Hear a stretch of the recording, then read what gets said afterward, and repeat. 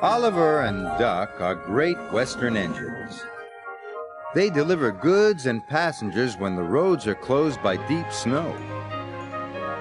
But Oliver thinks snow is messy and cold.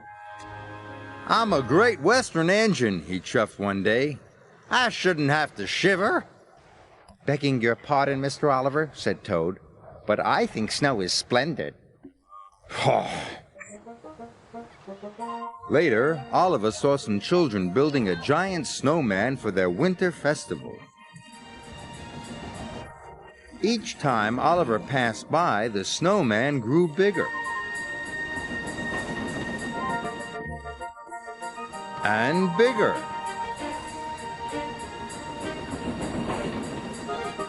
And bigger.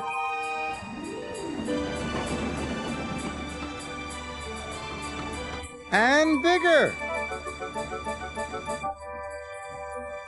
Just an observation, Mr. Oliver. Snow is magical. Oh.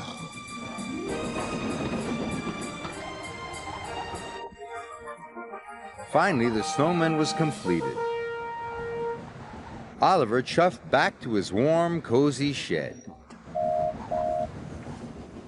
Sir Topham Hatt was waiting for him.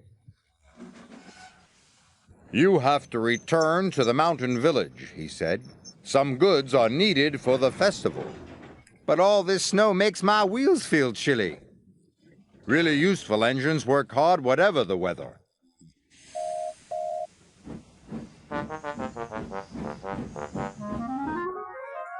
Soon Oliver was loaded and on his way. The snow was cold. It had frozen the points and diverted Oliver into the station's sidings. "Whoa, shiver my boiler!" cried Oliver. His driver applied the brakes. "Is there a problem, Mr. Oliver?" "Yeah, there is!"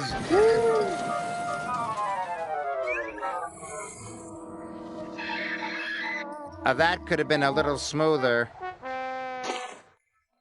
Oliver felt awful. He thought the children would be upset about their snowman. Oliver's driver went for help. Sir Topham Hatt was just leaving his office when he got the call.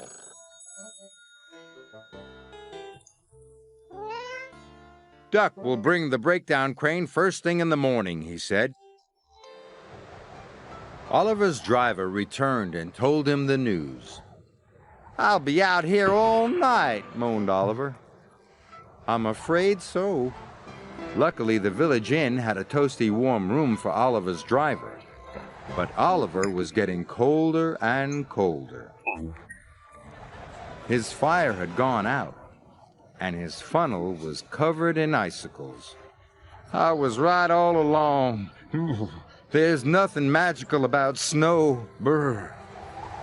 Toad was beginning to think Oliver might be right. Next morning, the children saw the situation. "Look," a little girl shouted.